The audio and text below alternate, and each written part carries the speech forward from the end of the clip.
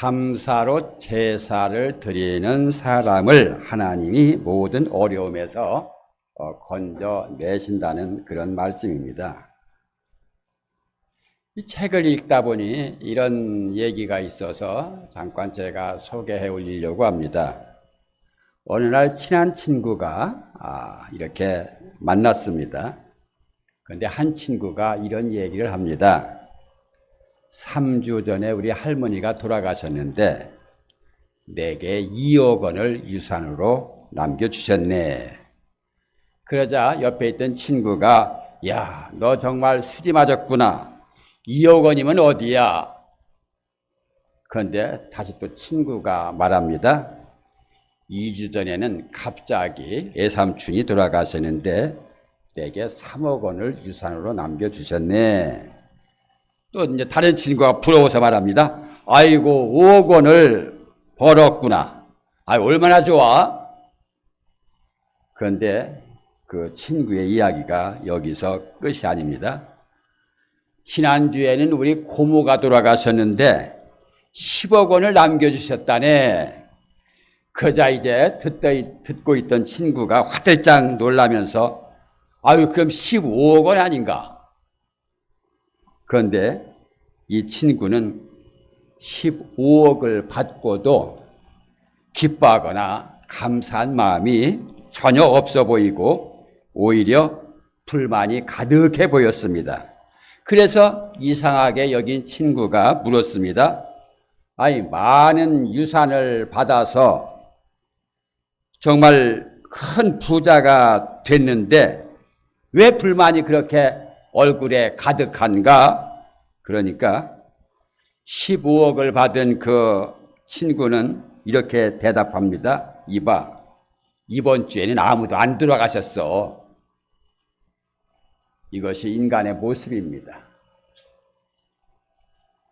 인간은 아무것도 없을 때를 생각하면 15억 원이 얼마나 큰 돈이고 얼마나 좋은 일입니까?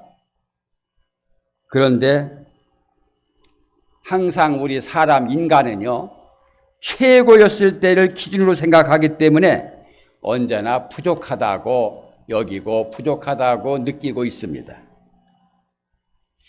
태어난 지 19개월, 2년도 안 된 그 어린아이가 이 열병을 알아가지고 시각장애인이 되고 맙니다. 시각장애인 뿐입니까? 듣지도 못하고 말도 하지 못하는 헬렌 켈러, 여러분들 잘 아시죠? 그 사람이 있습니다. 7살 때 설리본 교사, 가정교사를 만나서 하버드대 레드클리프 칼리지에 입학을 하고 말하지도 못하고 듣지도 못하고 보지도 못하는 장애인으로서 세계 최초로 대학을 우등으로 졸업을 합니다. 그리고 사회사업가로 놀라운 삶을 삽니다. 저는 이 헬렌 켈러가 위대한 사회사업가로서의 삶보다 더 대단하게 여기는 것은 감사하는 삶에 있다고 봅니다. 헬렌 켈러는 말합니다. 나는 나의 역경에 대해서 하나님께 감사한다. 왜냐하면 나는 이 역경 때문에 내 자신과 또 나의 일 그리고 나의 하나님을 발견했기 때문이다. 나는 눈과 귀와 혀를 빼앗겼지만은 내 영혼을 잃지 않았기 때문에 그 모든 것을 가진 것이나 마찬가지다. 그렇게 얘기를 했습니다. 얼마나 위대한 사람입니까? 여러분들에게도 이런 감사가 늘 끊임없이 있기를 원합니다. 오늘 맥주 감사절에 이런 감사가 여러분에도 가득하기를 바랍니다. 이 감사를 기준할 때 세상에는 두 종류의 사람이 있습니다. 감사를 할 줄 아는 사람과 감사를 할 줄 모르는 사람입니다. 그렇다면 나는 어떤 사람인가? 본문을 보면 감사로 제사 드리는 사람, 감사로 예배하는 사람, 감사하며 사는 사람에게 어떤 은혜가 임하는지를 소개하고 있습니다. 이 본문 시편 50편을 기록한 사람은 다윗입니다. 다윗 왕. 다윗은 정말 험악한 세월을 보낸 사람입니다. 그런 삶을 살아가면서도 이 다윗은 기도하고 감사하면서 살았습니다. 특히 늘 힘들고 어려운 상황에도 감사한 삶을 살았던 이 다윗은 감사로 제사 드리는 사람에게 어떤 일이 일어나는지를 소개하고 있습니다. 그러면 감사로 제사 드리는 사람, 감사하며 사는 사람에게 어떤 일이 일어날까요? 첫째, 감사로 제사하는 사람이 하나님을 영화롭게 합니다. 23절에서 하나님은 감사하는 마음으로 제물을 바치는 사람, 그 사람이 나를 높이 받드는 자라고 말씀하고 계십니다. 그러니까 하나님을 기쁘시게 하고 하나님을 영화롭게 하는 사람은 누구냐면은 감사할 줄 아는 사람이라고 말씀하고 있습니다. 그런데 사람은 근본적으로 하나님을 영화롭게 하고 다른 사람을 영화롭게 하는 그런 마음이 없는 존재입니다. 이건 죄를 지는 하와의 모습과 아담의 모습을 보면 확실히 드러납니다. 하나님은 분명히 아담과 하와에게 선악을 알게 하는 나무의 열매를 먹으면 죽는다고 말씀하신 것은 그 열매를 절대 먹지 말라, 그런 뜻 아니겠습니까? 그러니 하나님을 경외하고 하나님을 믿는다면은 당연히 그 말씀을 따라야 되고 순종을 해야 됩니다. 그것이 신앙이고 그것이 하나님을 존중히 여기는 태도가 아니겠습니까? 그런데 하와는 이 마귀의 말에 솔깃하게 듣습니다. 마귀는 여자에게 선악과를 먹어도 죽지 않는다. 오히려 눈이 밝아져 가지고 하나님처럼 선악을 아는 일에 된다고 얘기까지 해줍니다. 그러자 하와의 마음이 요동치기 시작합니다. 아마도 하와가 이 선악과를 따먹고 아담에게 줄 때도 같은 말을 했을 겁니다. 이거 먹으면은 하나님처럼 된다. 자기 남편에게 그런 얘기를 안 했겠어요? 그래서 이 유혹을 받은 아담과 하와는 천지 만물을 창조하신 하나님께서 최고의 자리, 에덴 동산이 어떤 동산입니까? 최고의 행복한 자리, 그런 자리를 허락해 주셨지 않습니까? 그런데 마귀의 얘기를 들으니까 우리가 선악과 열매를 먹으면 하나님처럼 된다. 하나님 우리에게도 왜 그걸 안 알려줬지?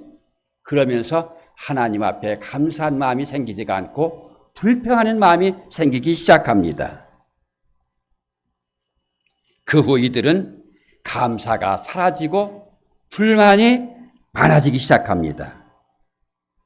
그래서 아담과 하와의 후손들 역시 하나님을 높이려는 마음보다 자신이 높아지려는 마음이 굉장히 강합니다. 우리 인간 세계를 보면 가만히 보면 그렇지요. 자기 자신을 자꾸 높이려고 그럽니다. 사울을 보세요. 사울 왕. 하나님은 출애굽 때부터 이스라엘을 공격하고 괴롭혔던 아말렉을 다 진멸해라. 하나도 없이 다 죽여라. 아말렉을 물리칠 수 있는 능력, 모든 환경도 하나님이 다 허락을 하셨습니다. 그리고 가서 아말렉을 치니 아말렉이 맥없이 쓰러집니다. 하나님이 무너지게 하신 거거든요. 그런데 아말렉을 다 진멸하는 명령을 듣고도 사울왕은 이걸 진멸하지 않고 좋은 것은 남겨두었습니다. 그리고 사울은 자신의 기념비를 이렇게 땅에다가 세워놓고 있습니다. 이 사람의 본성이 이래요. 다 자신을 높이려고 하는 마음, 그런 마음이 사람들에게는 다 가득합니다. 이 자신을 높이는 마음이 바로 교만입니다. 그리고 교만에 대해서 많은 곳에서 경고하십니다. 이 교만한 사람들에 대해서. 잠언서에 보면은 교만하면은 세 가지의 문제가 있다고 합니다. 첫째는 망한다. 교만하면 망한다. 두 번째는, 그래서 성경은 교만은 패망의 선봉이요 거만한 마음은 넘어짐의 앞잠이니라. 두 번째로는 교만하면은 욕이 나온다고 합니다. 세 번째로 교만하면은 쌈박질이 난다고 합니다. 이것이 잠언에서 우리에게 말씀하고 있는 3대 불행입니다. 자기를 높이는 사람, 교만한 사람에게는 이런 불행이 닥친다고 성경은 경고하고 있습니다. 그러나 하나님께 감사하고 하나님을 높여보십시오. 하나님께 감사의 제사를 드리며 예물을 드려보십시오. 그러면은 하나님은 나를 높이십니다. 잠언서 4장 8절에 그를 높이라. 그리하면 그가 너를 높이 들리라. 만일 그를 품으면 그가 너를 영화롭게 하리라.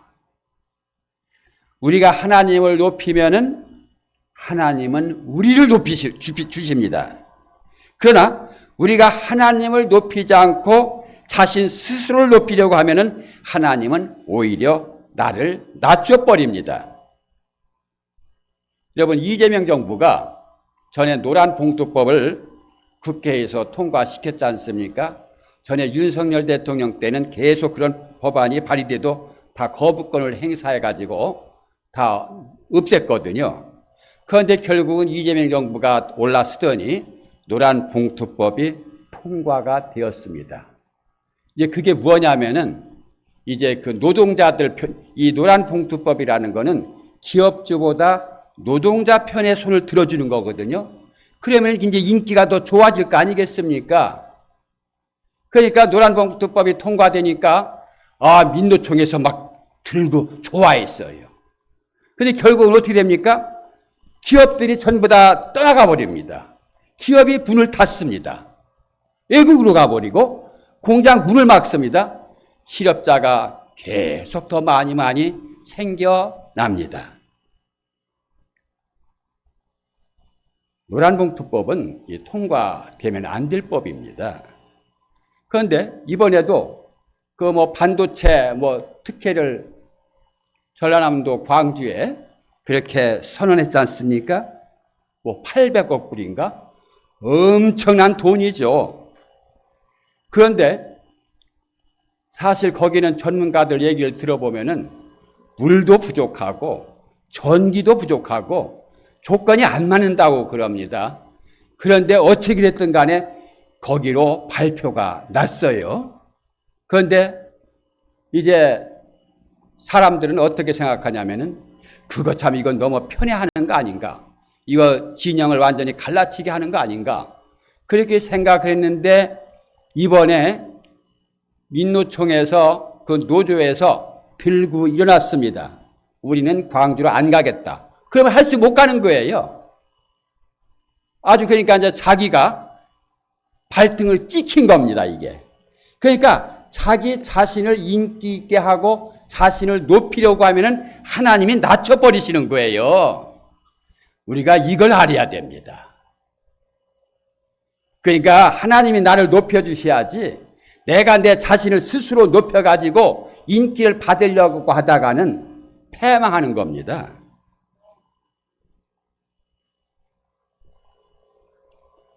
우리 하나님께서는 감사로 제사를 드리는 사람, 감사로 예배 드리는 사람, 감사로 기도하는 사람, 감사 예물을 드리는 사람, 하나님은 그 사람을 높이시는 겁니다. 내가 스스로 높아지려고 하면은 절대로 높아지지가 않습니다. 오히려 겸손하게 하나님께 감사를 제사 드리는 사람을 하나님은 높여주시는 겁니다. 이 감사들을 통해서 이것을 깨닫기를 바랍니다. 제가 지난 그 주일 오후에 추수감사주일이든 맥주감사주일이든 한 번만 드리라고 제가 이렇게 말씀을 드리는데, 가만히 이 하나님의 말씀을 보니까요, 2번 다 드리세요. 감사로 하나님께 영화롭게 하면은 하나님께서 우리를 위험에서 건져주십니다. 자, 그거를 성경에서 실제적인 예를 여러분들에게 직접 소개를 하려고 합니다. 22절에서 하나님을 잊어버린 사람을 찢겠다고 하시는데, 그 반대로 하나님을 잊지 않고 감사를 제사 드리는 사람을 어떻게 하실까요? 모든 어려움에서 건져주신다고 합니다. 할렐루야! 다윗이 보면 알 수가 있어요. 다윗은 정말 험악한 세월을 보냈습니다. 왕이 자신을 죽이려고 하는데 그 삶이 얼마나 팍팍하고 험악했겠습니까? 사무엘상 25장을 보니까 갈렙 집안 가운데 나발이라는 사람이 있어. 이름이 나발입니다. 나발이라는 사람이 있는데 그는 마온에서 살면서 근처에 큰 목장을 운영하고 있었어요. 양이 몇 마리냐면 3,000마리, 염소 1,000마리를 가지고 있는 굉장히 큰 부자였습니다. 그런데 그 당시에는 이렇게 법이 좀 이렇게 무뎌가지고 막 노략질 해가고 뺏어가고 뺏기기도 하고 그런 시대였거든요. 그런데 마침 이 나발이 운영하는 그 목장 주변에 다윗이 사울 왕을 피해가지고 도망와서 그 주변에서 살고 있었을 때예요. 그러니까 나발의 입장에서 보면은, 야, 다윗 왕이 될 테고 앞으로 왕이 되고 그의 군대가 우리 농장을 이렇게 지켜주고 있구나. 그러면 고마움을 가져야 될 거 아니겠어요? 보호자가 되어줬으니까. 오히려 한 나라의 왕이 될 사람이 근처에서 경호 역할을 해주고 있지 않습니까? 그러다가 이제 양의 털을 깎는 그런 시기가 왔습니다. 이 양을 목축하는 사람들은요, 양털 깎는 게 바로 추수하고 똑같습니다. 우리가 농사 다 짓고 나면은 이제 추수를 하죠. 그 양들에게 이렇게 양을 기르는 사람들은 양털 깎을 때가 추수랑 마찬가지예요. 그래서 음식을 서로 나누어 먹고 흥겹게 지냅니다. 나발이 갈멜에서 양털 깎고 있을 때, 즉 추수하고 있을 때 다윗이 10명의 부하를 나발에게 보내서 내 대신 너희가 가서 좀 그 사람에게 인사 좀 올려라. 우리가 좋은 날에 이렇게 왔으니 좀 먹을 것이 있으면은 무엇이든지 좀 보내달라고 얘기를 합니다. 아이, 우리 명절 때는 서로 음식을 나누는 게 사람의 인지상정 아닙니까? 그런데 이 나발은 음식을 좀 달라고 한 그 다윗의 부하들에게 그 다윗의 정을 거절합니다. 이 말을 전해들은 다윗이 얼마나 큰 모욕감을 느꼈겠습니까? 그래가지고 군사를 동원해서 완전히 이제 보복을 하려고 그렇게 이제 생각을 하고 있는데, 그 소식을 들은 그 나발의 아내가 아비가일인데, 아비가일이 자기 남편이 그 미련한 행동을 해가지고 결국은 다 죽게 되었거든. 그러니까 이 아비가일, 이 나발의 아내가 얼른 음식을 장만해가지고 다윗에게 찾아갑니다. 그래서 왕은 그 노여움을 풀고 아비가일의 지혜를 칭찬하고 식량도 얻고, 그러니 나발이 결국은 어떻게 하다가 죽었어요. 그래가지고 아비가일이 그 다윗의 아내가 됩니다. 이것만이 아닙니다. 이것만이 아니에요. 다윗은 사무엘상 21장을 보니까 이스라엘의 사울을 빔에 숨을 곳이 없어.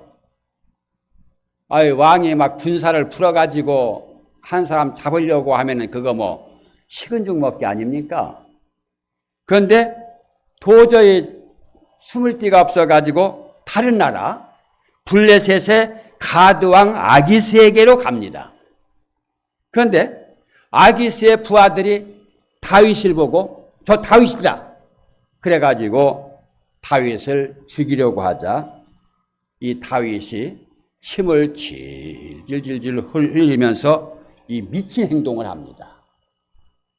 그런데 그런 행동을 정말 미친 것으로 보고 아기스 앞에서 쫓아냅니다. 다행히 죽을 고비에서 이제 살아나온 거죠. 미친 척 해가지고 결국은 살아난 거예요. 이것도 이해가 되지 않는 것이 멀쩡한 다윗이 미친 척 한다고 미치광이로 보고 쫓아내었다는 것은 이것이 우연한 일이겠습니까? 하나님의 역사였던 겁니다. 다윗이 사울의 손에서 도저히 벗어날 수 없어 궁여지책으로 아기스에게 갔는데 이것은 완전히 실수한 거죠. 그런데 그 호랑이 굴에서 하나님의 도우심으로 그 위기에서 벗어났던 겁니다. 여러분, 이렇게 모욕을 당하고 어려움을 당하면서도 다윗은 하나님의 은혜로 살아갑니다. 그래서 다윗은 항상 하나님을 향한 감사를 잊지 않았던 거예요. 이런 일이 있기 전에도 항상 다윗은 찬양과 감사를 항상 하나님 앞에 올려드린 사람입니다.